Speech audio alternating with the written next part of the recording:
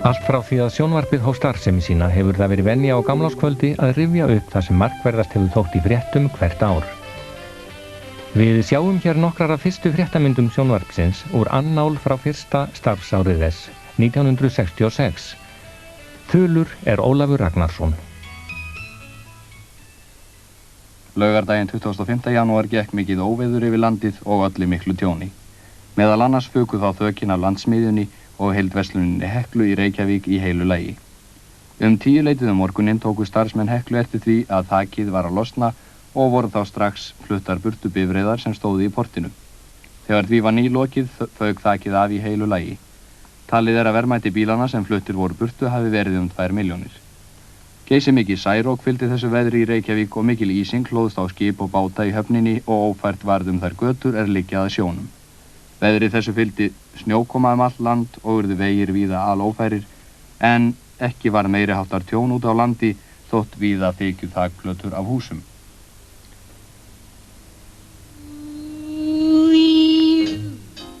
Bandaríska söngkonan Ella Fitzgerald dvaldist hérlendis í nokkra daga í febrúarlok og hélt 4 söngskemmtanir í Reykjavík. Söngskonan var á heimleið úr hljómleikaförum Evrópu ásamt tríói Jimmy Jones. Aðsókn að hljómleikum þeirra hér var fremur dræm.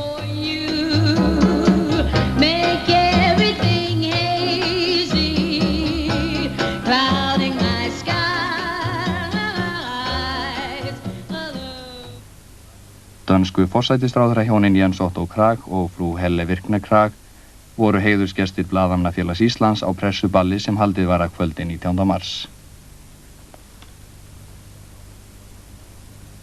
Emil Björnsson, þáverandi formaður Blaðamannafélagsins og frú hans tóku á móti gestunum ásamt stjórn félagsins og Páli Ásgeiri Tryggvasyni deildarstjóra í utanríkisráðuneytinu.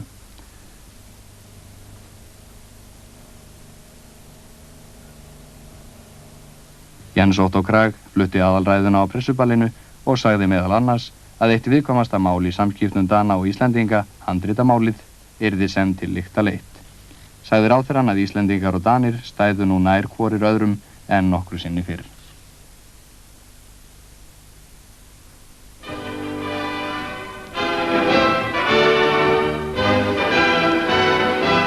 Philippus Prins, hertogi af Edinborg, hafði sólarhringsviðdvöl í Reykjavík á leið sinni frá Kanada til Bretlands. Lenti prinsinn einkaflugvél sinni á Reykjavíkurflugvelli að morgni 5. dags 24. mars. Á flugvellinu tók forsætisráðherra Dr. Bjarni Benediktsson á móti prinsinum ásamt breska sendiherranum og fleiri embættismönnum.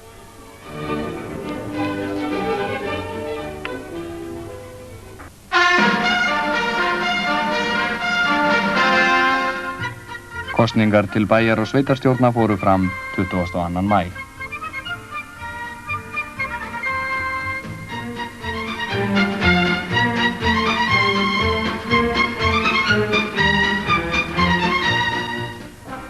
Í Reykjavík voru 44.939 á kjörskrá.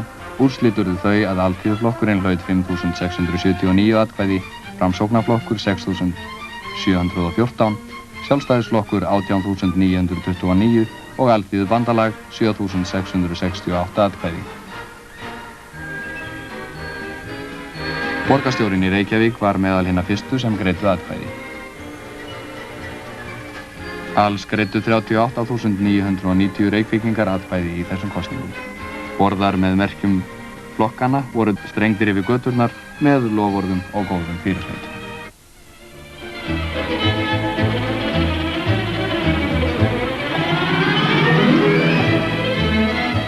Fram til 14. maí í vor hafði slökkvili Reykjavíkur aðal bækistöðvar sínar í slökkvistöðinni við Tjarnargötu.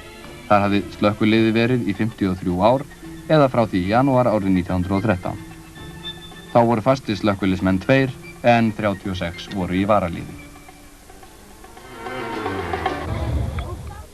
Hinn 14. maí kvaddi slökkviliðið svo gömlu slökkvistöðina og flutti bíla og tæki inn í húsakynni fyrir starfsemina við Reykjanesbraut.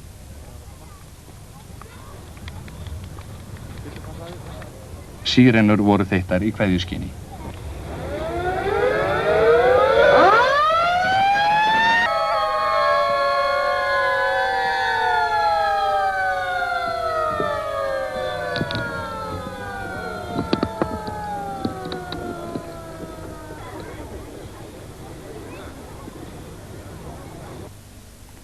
Þegar flutt var í nýju slökkvistöðina voru fast ráðnir slökkvilismenn 40 talsins. Þeir vinna 10 saman á hverri vakt, en auk þeirra eru 30 menn í varaliði slökkviliðsins. Laugardaginn 17. september opnuðust strákagöng Skagafjarðarmegin. Var þá mestu séð fyrir endan á gerð lengstu jarðgangna í þjóðvegakerfi Íslendinga. Fyrir 7 árum voru boruð stutt göng í tilraunaskyni inn í Strákafjall, en sjálf jarðgangnagerðin hófst síðla árs 1965 og gekk vel miðað við aðstæður allar. Göngin eru 780 metra löng, 4,5 metri á breidd og 5,5 metri á hæð. Þau liggja í rúmlega 100 metra hæð yfir sjávarmáli. Þegar vinnu við göngin verður endanlega lokið, má ætla að einangrun Siglufjarðar, mikinn hluta ársins, verði úr sögunni. Siglfirðingar hafa orðið að ferðast einn hæsta fjallveg landsins, Siglufjarðarskarð, heiman og heim, en vegurinn yfir Siglufjarðarskarð liggur í 630 metra hæð yfir sjó og er á köflum mjög hrikalegur. Vegurinn er ófær vegna snjóa nær allan veturinn og stundum teppist hann á sumar. Laugardaginn 24. september var vígður nýr menntaskóli í Reykjavík, menntaskólinn við Hamrahlíð. Ýmsar kennslunýjungar verða teknar upp við hinn nýja skóla, meðal annars er nú sér stofa fyrir hverja kennslugrein í stað þess að hver bekkur hefur sína stofu í eldri skólum. Rektor hins nýja skóla, Guðmundur Arnlaugsson, bauð gesti velkomna og setti síðan skólan í fyrsta sinn. Íslenska sjónvarpið hóf tilrauna útsendingar 30. september. Áður höfðu farið fram talsverðar æfingar og allmiklu efni hafði verið safnað. Nokkru áður en útsendingar hófust, eða 9. september, kom forseti Íslands, herra Ásgeir Ásgeirsson, í fyrsta sinn í sjónvarpið og flutti ávarp sitt í tilefni Norrænadagsins, sem var 5. október. Ávarp forsetans var sent út þann dag ásamt ávarpum þjóðhöfðingja hinna Norðurlandana í öllum sjónvarpsstöðvum Norðurlanda og fluttu þjóðhöfðingjarnir ávarp sín í upphafi dagskrár íslenska sjónvarpsins annan útsendingardag þess. Þórarinn Guðmundsson, fiðluleikari og tónskáld, var gestur Bryndísar Schram í þættinum Á mölinni 1978. Tilefnið var útkoma hljómplötu með lögum eftir Þórarinn, en hann var þetta leyti kominn á níræðisaldur. Nú, ég veit að það er óþarfi að kynna Þórarinn fyrir ykkur. Hann er löngu heimsfrægur allt Ísland, eins og sagt er, og hefur skemmt löndum sínum með fiðluleik í meirinn hálfa öld. Nú, en hvernig er þessi plata til komin, Þórarinn? Getur sagt okkur á því? Já, það getur sagt að það eru frímúrarabræður mínir sem gefa þessa plötu út. Og það kom vera 12-13 lög á henni, þessari plötu. Hún er að koma núna næstu daga. Og eru bæði sungin og leikin þessi lög? Bæði sungin og leikin, það eru svolítið hljómsveit og það eru kórlög og það eru sönglög sem að þessir aðalsöngvarar okkar margir hverjir syngja. Og hún verður hér á jólamarkaðnum eða hvað þessi plata? Já, ábyggilega. Það verður víst, já. Er þetta í fyrsta sinn sem er gefin út plata með lögunum þínum? Já, það er það, já. Þeir segja mér hérna, þessir bræður mínir, að ég sé elsti frímúrari á Íslandi. Já. Ég hef búin að vera þessum félagskap í 55 ár. Og stúkan var ekki um að 4 ára gömul því ég gekk inn í hérna. Já. Og nú er hún að verða 60 ára. Nú, en þessi lög, er þetta ekki gömul lög allt saman? Þessi lög er allt saman yfir 60 ára gömul. Yfir 60 ára allt saman? Já, flest öll. Flest öll, já. Nei, ekki öll. Það er nú aðalega sko þarna þessi lög við kvæði Gess eða Guðmundar Björnssonar, landlæknis, þau eru orðin 60 ára, með sko þessi tvö, meir en 60 ára. Heyrðu, veistu að Þorvaldur Steingrímsson og Kristína Kortes, já, þau eru komin hingað í sjónvarpssal og þau ætla að spila fyrir þig lag af plötunni. Já. Og þau ætla að spila lagið Þú ert. Já. Og ég veit að það er einhver saga í kringum þetta lag, Já, það er ágætt saga í kringum það. Ég veit ekki hvort það passar að segja henni út af því. Hvað? Láttu hana bara flakka? Láttu það flakka, segja þið. Já. Já, það er það þér að þakka það að kenna. Það var þannig að einn vinur minn ákvæmlega músikalskur og góður hljóðfæraleikari. Ég segi nú ekki náttúrulega hver hann er og hvaða hljóðfæri hann spilaði. Og hún þurfti gott brennivín, sko. Og það var í þá daga sko sem að brennivín var ekki hægt að hafa keypt í búðum, almennt í bænum, heldur urðu að fá hérna þessa svokölluðu hundaskammta sem að læknirnir skrifðu resept upp á. Það voru 210 grömm af spiritus concentratus sem passaði alveg ágætlega í lútsterka þryggjabílaflösku brennivíni. Þetta var hann búinn að gera á annað ár og ég hefði ekki hugmyndu það. Og tók alltaf út af þitt nafn? Alltaf út af mitt nafn, já. Þangað til að landlæknir segir í mislu við hann, heyrðir og nefnir þess, nú skulle þið segja Þórarni að hann fá ekki fleiri hundaskammta hjá mér, nema hann búið til lag við þetta kvæði.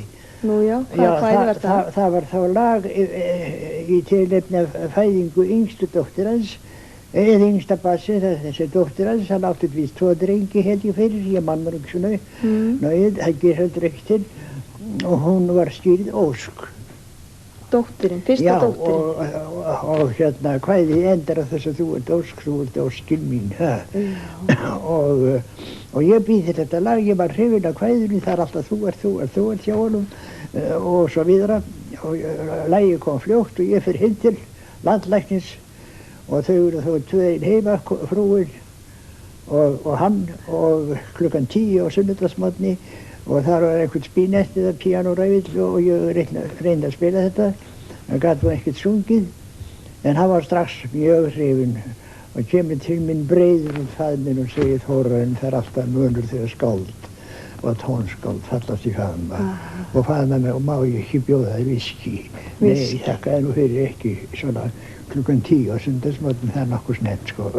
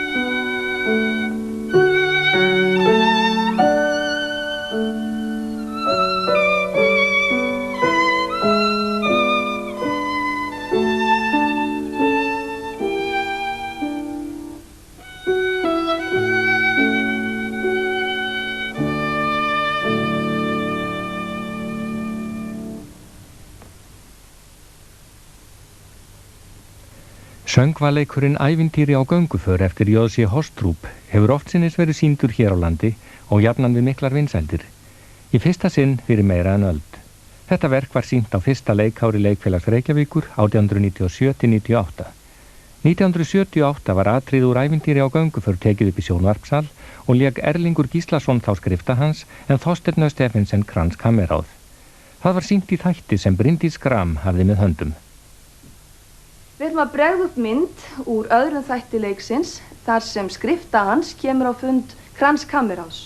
Nú skrifta hans þessi, hann er strókufangi, marg slunginn og marg sekur líka og hann er með bréf meðferðis til kammeráðsins sem hann hefur reyndað að skrifa sjálfur og þar sem hann er að reyna að koma sinni eigin sekt yfir á aðra sem saklausir eru og ætla með því að gabba kammeráðu. Það eru þeir Þorsteinn Stephensen og Erlingur Gíslason sem fara með hlutverkin og það vil svo skemmtilega til að þeir hafa báðir leikið þessi hlutverk á sviði en þó aldrei hvora móti öðru. Og Árni Elvar, hann annast undirleik. Nú, svo ég á að bíða hér.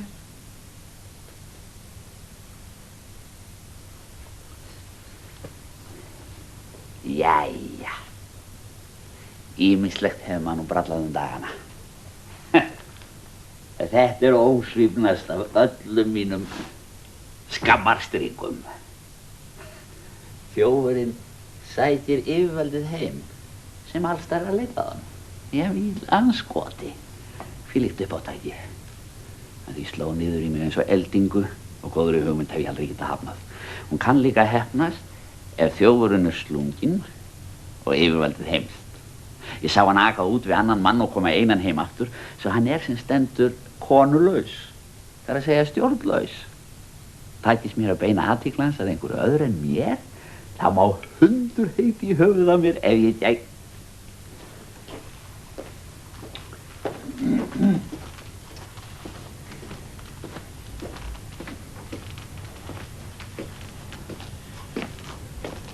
Þetta þú sem vilt tala við mig? Nei, almætti, það ekki ég. Þetta ekki þú? Hvað viltu þá? Ég átti bara að skila bréfi til þar almættis. Og hvað heitið þú þá? Hvað áttu heima? Ég heiti Mads Rasmussen.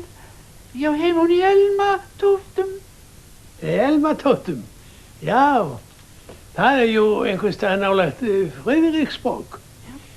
Og frá hvað með þá bréfið? Frá hverju var það? Já. Það veit ég ekki. Veistu það ekki? Nei. Hvar hérstu það þá? Þarf ég líka að segja frá því? Já.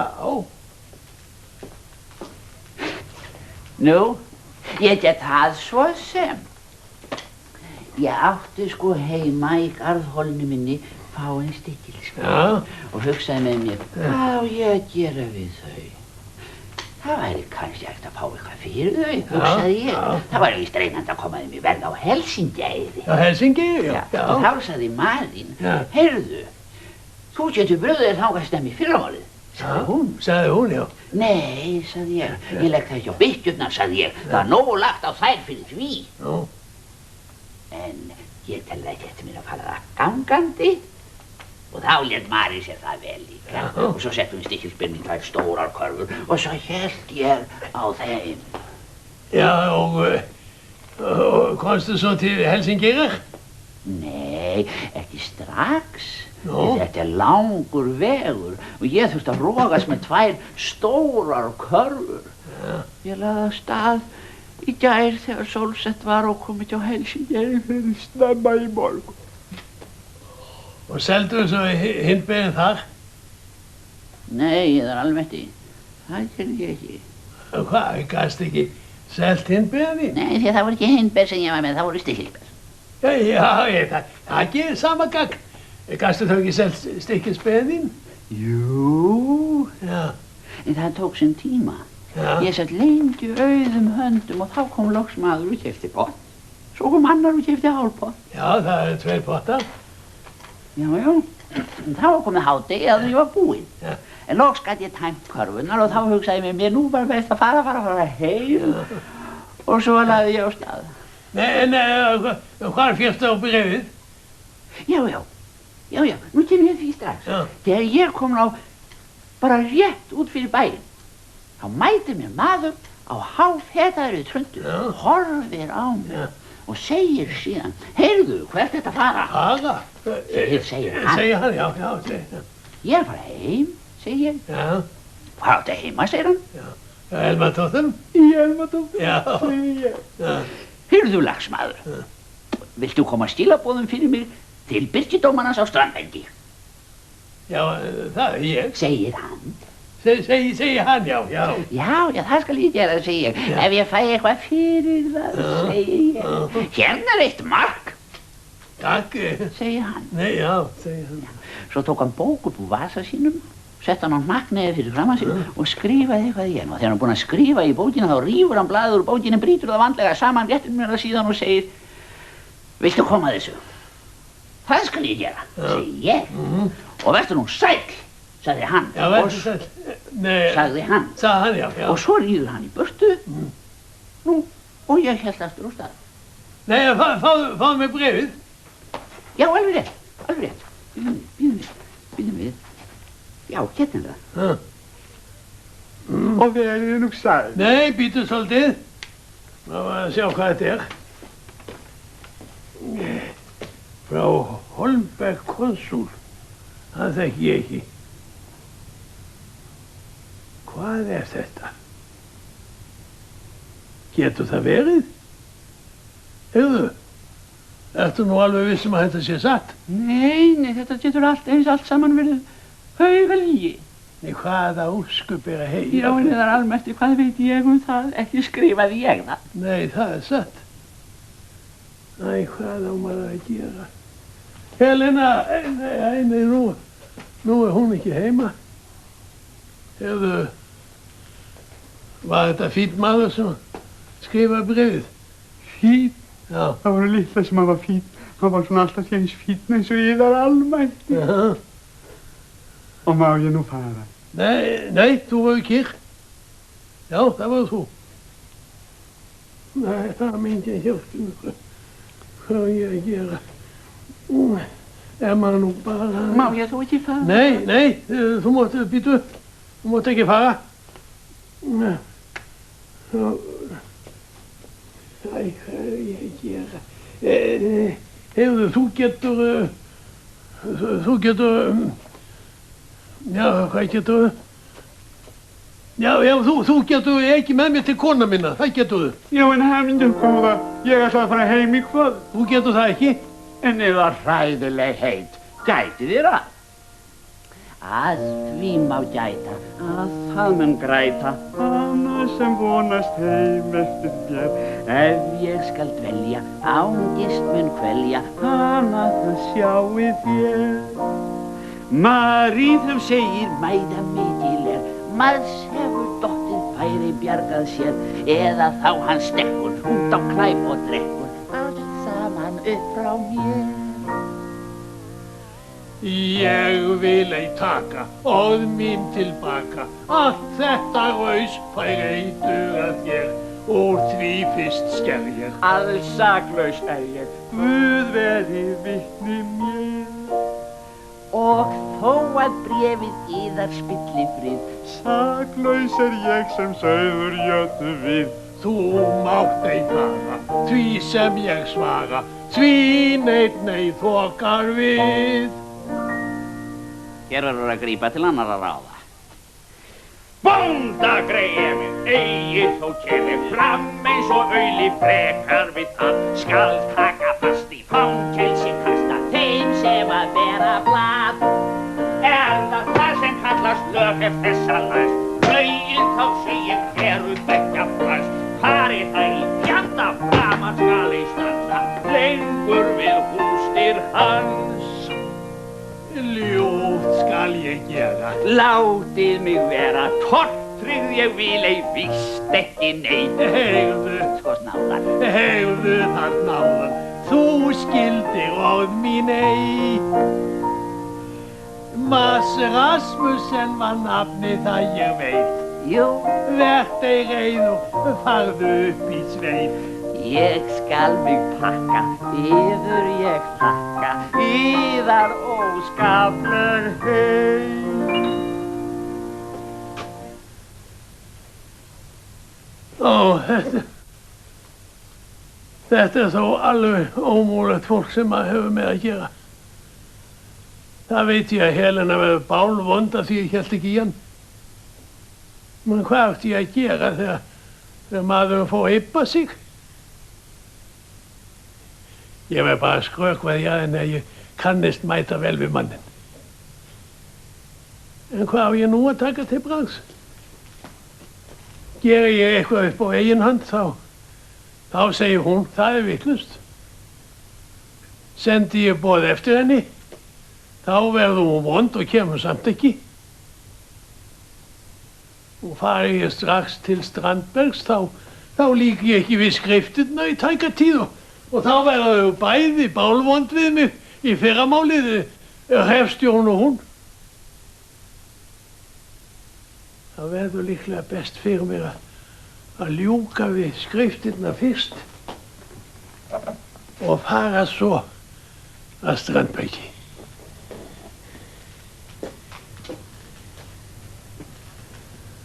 Það hægt að vera birkidómari þegar maður hefur konuna sína fyrir amtmann.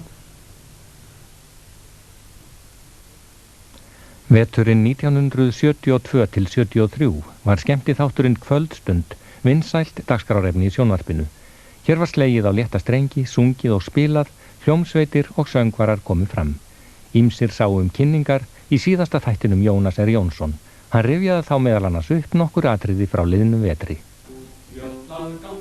Úr Hamrahlíðarskóla komu Sólskinsbræður. Stór og smá, fjalla, tindar, laða, lokka, löngun magnast brennur þrá. Í sól og sönd. Og frá Akureyri Bjarki Tryggvason. Tekur lítil börn, ljúft við litla björn. Í sól og sumari, ég samdi þetta lag. Og meðal annarra góðra gesta í Kvöldstund 6 var okkar frábæri Sigfús Halldórsson. Lækur tífa léttum á að steina, lítil fjóla grær við skriðu fór. Bláskir liggur brotinn milli hleina. Og Eiríkur Ásgeirsson.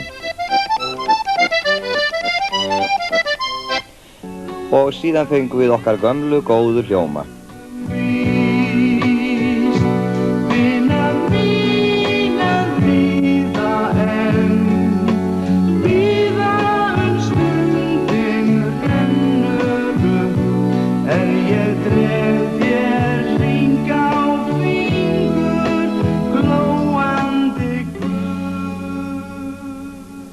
Og það var eins og afi bara ætti heim á sjoppan.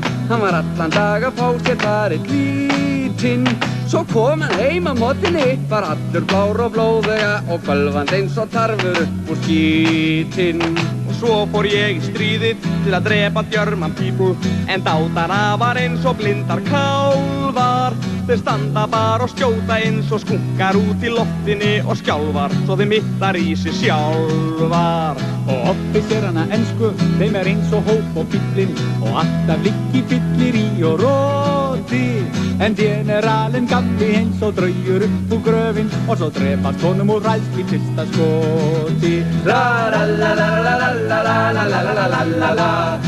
Víkja sér frá, aldrei móðirinn má, þótt hún mæðist og hvíldin á brautu senn. Vængstýrðan draum, húnum óttustum þá, móður eyrað, það vakir þó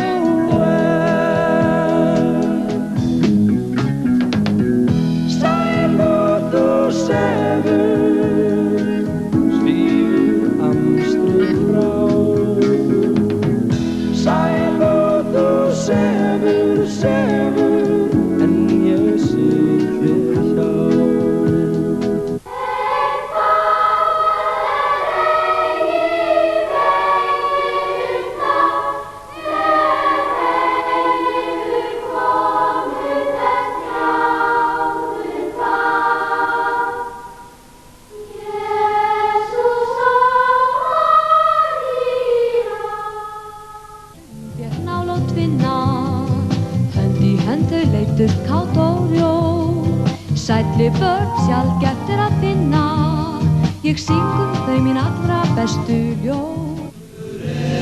Í dag færum við gull til gríningar hans, konungur ljósins eilífur andi, yfir oss ríkjandi.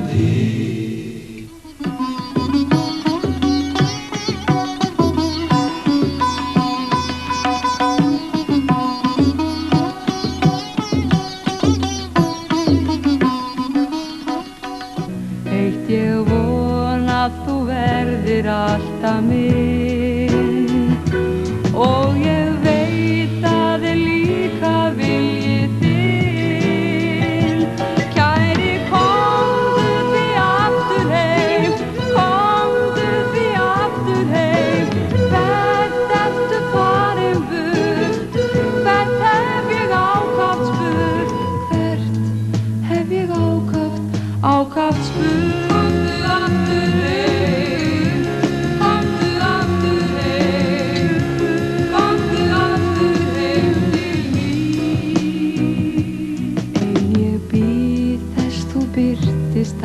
stendur hér, blíður og góður líkt og fyrr, líkt og fyrr, komir af. Og svo var það hann Óðinn sem hafði ekki sungið tón í 7 ár. En þá fór hann að taka upp á því að semja lög. Og hingað hann nú kominn með eigið lag og texta. Óðinn Valdimarsson, gjörðu þið svo vel.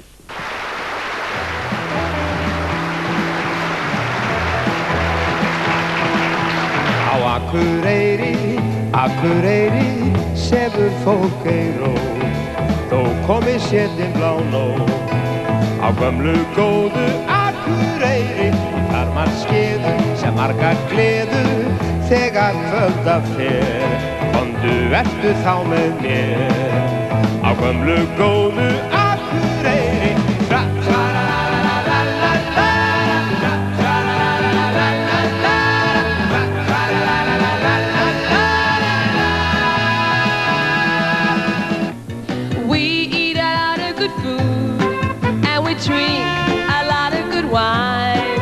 but the only thing we need is a Mustang, and I love him still. Life is so easy when you got someone to love, 'cause love is so good for us. Love is the best for us all. La la la la la la la la la la la la la la la la.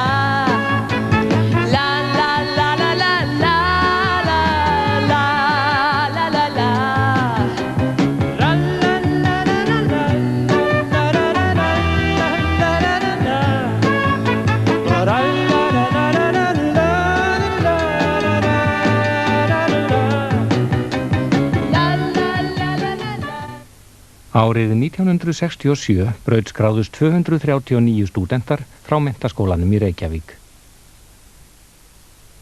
Ég óska ykkur öllum til hamingju. Þetta var stærsti hópur stúdenta sem til þessa hafði útskrifast frá skólanum, 85 úr máladeild og 154 úr stærðfræðideild.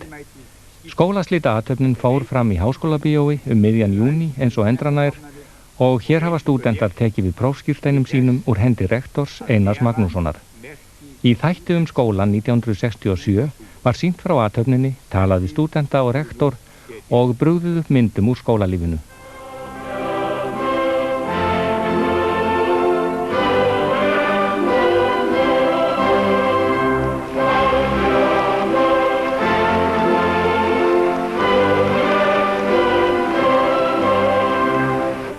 Á Dimmisjón kvöddu 7. bekkingar skólan. Þá flutti Baldur Guðlaugsson ræðu á sal og hann sagði meðal annars: 240 andlit bekkjarsystkina minna ljóma nú af gleði yfir að hafa lagt að baki erfiðan áfanga. En gleðin blandin söknuði yfir að sjá nú af skólasystkinum, kennurum og skólalífinu sem svo mjög hefur markað og mótað tilveru okkar þessi ár. Og við berum einnig í brjósti kvíða fyrir framtíðinni. Við fyllum speig við þá ákvörðun framtíðarstarf sem nú býður okkar, ákvörðun sem kann að varða lífshamingi okkar. Upp frá þessum degi stöndum við ein og óstudd í þekkingarleitinni, áhyggjulausu menntaskóladögum lokið. Menntaskólaárin spanna eitt fegursta tímabil mannsævinnar. Við dveljum í skólanum þau ár sem eftir vill eru mikilvægust allra. Þau ár sem breyta óþroskuðum unglingi í fullvaxinn mann og leggja drög af lífsskoðunum hans og lærdómi. Á þessum árum opnast augu okkar skyndilega fyrir því að við erum sjálfstæðar verur með sjálfstæða skoðun og hugsun. Við minnumst selsferða, ferðalaga og hverskins skemmtikvölda hér í skólanum. Við minnumst ótal glaðra stunda í góðra vinahópi, stunda sem að vísu koma aldrei aftur en varðveitast þó í minningunni. Í 4 vetur hefur skólinn verið megin þáttur tilveru okkar allra. Við höfum þolað saman súrt og sætt, átt sameiginleg áhugamál, glímt við sömu vandamál. Okkur fylgja hérðan minningar sem veita munu birtu inn í tilveru okkar í hretverum og myrkri lífsins. Hér nýttust þau vináttubönd sem seint munu bresta. Einstök atvik úr skólalífinu, léleg frammistaði í tímum, hnittin tilsvör og ólæti í selsferðum munu móta þær minningar sem aldrei glatast. Og þegar lengra dregur mun okkur skiljast að lærifeðurnir voru þrátt fyrir allt mannlegir. Nokkrir stúdentar hlutu verðlaun fyrir góðan námsárangur eða fyrir ötula forystu í félagsmálum. Kolbrún Haraldsdóttir hlaut verðlaun úr verðlaunasjóði 40 ára stúdenta frá 1903 fyrir hæstu einkunn í latínu við stúdentspróf. Kolbrún þakkaði fyrir sig á latínu auðvitað. Optime rector, clarissimi magistri, hoc die discipuli, qui scolam relinquimus, pleni gaudiis sumus, sed non solum gaudii, sed etiam felicitatis et gratiae. Grati sumus rectoris scholae, grati magistris, grati scholae reverendissime veterique, in hac fere omnes optimi et docti vire patriae dedicerunt. Abitura ex hac schola decernere non possum, quid plus valeat in mente mea desiderium an Laetitia. Finem faciens horum paucorum verborum, gratias agere volo, et rectori optimo, et magistri clarissimo, eruditissimoque, lingue latine, Ione filio Julii, qui nos egregie docuit, et omnibus ceteris magistris. Vivat lingua latina, vivat crescat, floreat, Schola Reykjavikensis.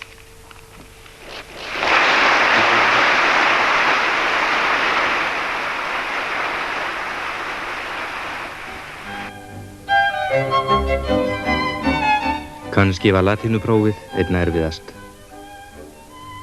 Hólmfríður Árnadóttir er komin úr prófinu og reynir að hughrista 2 vinkonur, Láru Margréti Ragnarsdóttur og Þórunni Þórarinsdóttur.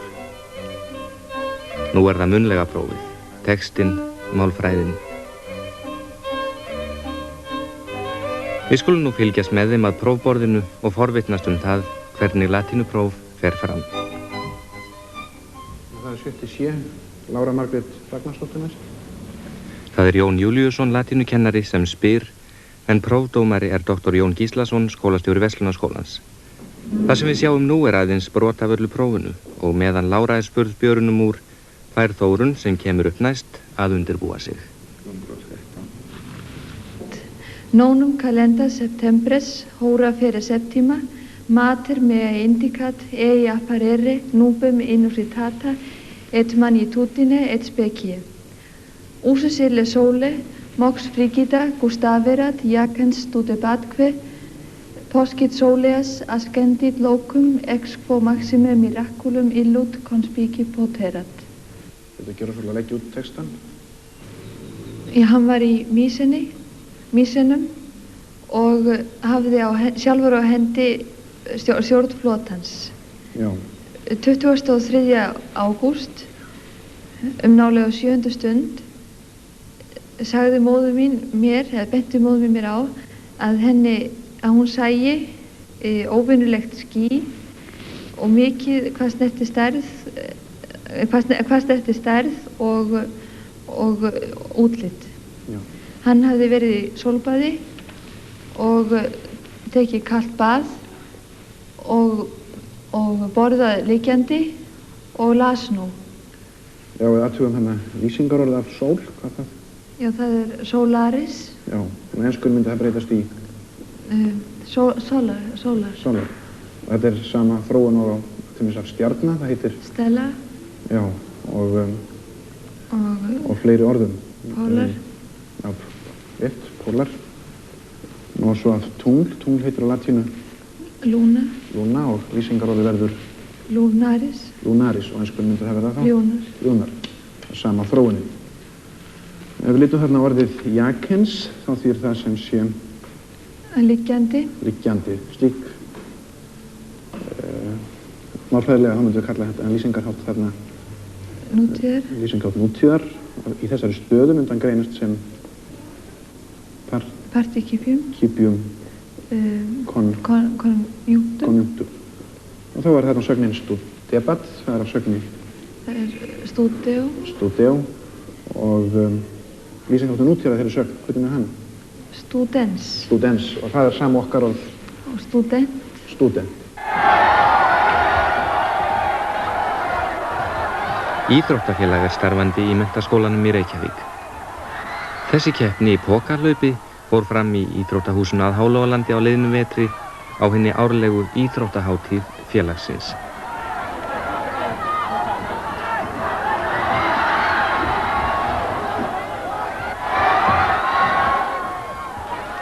Á íþróttahátíð íþróttafélagsins gefst nemendum tækifæri til að sýna að þeir eru jafn okkar lægri feðra sinna. Hér átt við handknattleik. En kennararnir eru ekki allir þar sem þeir eru séðir á þessu sviði og þeir hafa yfirleitt borið sigur af hólmi í þessari keppni.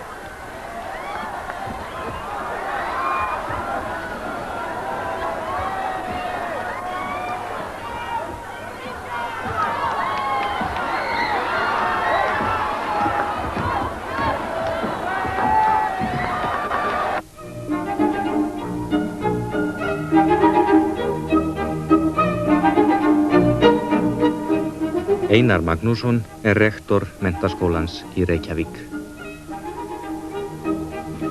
Hver voru fyrstu kynni þar af menntaskólanum í Reykjavík? Það var því ég tók inntöku frá 1914 og síðan má segja að ég hafi verið hér viðloðandi fram til þessa dags. Meira og minna. Það hefur nú margt breyst á þessum árum. Já, það er vitanlega margt breyst í menntaskólum eins og allstaðar annars staðar í þjóðlífinu með breyttum þjóðfélagsháttum og kannski fyrst og fremst með því hvað miklu fleira fólk er í skólanum núna en var þá. Hvað var menntaskólinn í fyrstu ætlaður mörgum nemendum? Hann mun hafi verið ætlaður 60 nemendum, þar af 40 heimavist og 20 sem byggu ekki í skólanum, en þess ber að gæta að auk þess voru hér 2 íbúðir, bæði rektors og húsvarðara Púrtnes eins og hann var kallaður í gamla daga. Svo að það var heldur lítill hluti skólahússins sem beinlínis var ætlað fyrir kennslu. Og hvað voru margir nemendur í menntaskólanum í Reykjavík í vetur? Í vetur, í haust byrjuði í skólanum 987 en í fyrra haust 1965 voru þeir 1061. Það hefur fækkað dálítið vegna þess að nýji skóli við Hamrahlíð tók til starfi haustin leið. Finnst þið persónulega að nemendur ættu að eiga þess kost að velja milli námsgreina? Tekið verði upp svo kallað valfrelsi? Þetta hefur nú oft verið rætt og ég vil nú helst ekki segja mikið þetta hér á þessum stað, en ég held að það sé talsvert varhugavert eða öllu heldur rétt að hugleiða það, því í ákaflega mörgum tilfellum myndu nemendurnir alls ekki vita hvað er rétt að velja. Svo við víkjum að Hitt er það að mér finnst ekki óeðlilegt að í 7. bekk þá væri kannski lögð áhersla á eina eða fleiri greinar sérstaklega eftir vali þeirra sem eru þar.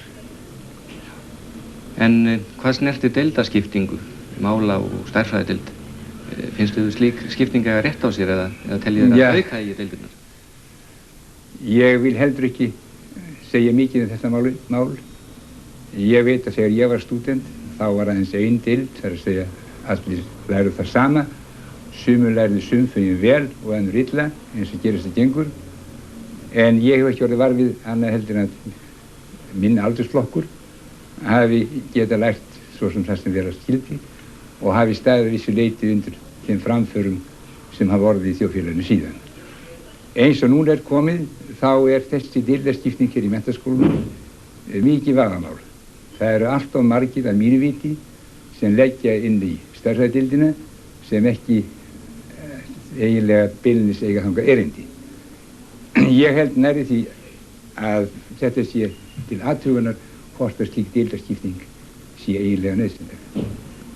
Því að ég tel að menntaskólar eigi fyrst og fremst að veita þeim sem þar eru almenna þekkingu en gerur ekki að sérfræðingum í einu en eina til þessar háskóli. Og að lokum, rektor, hvernig líst þið á unga fólkið í dag? Það er alltaf verið velskulegt svona og ýmsar hugmyndir náttúrulega eftir sem tímandi breytast og það sem að gildi þegar ég var ungur, það gildir ekki lengur og eins og yfir kunnugt, þá nú einhvern veginn þannig að gíslóðurnar eiga dálítið erfitt með að skilja hver aðra. Og við hneykslumst kannski á einu öðru sem þið hefði gert og ekki veit ég með því kynna að hneykslast á því sem við gerum.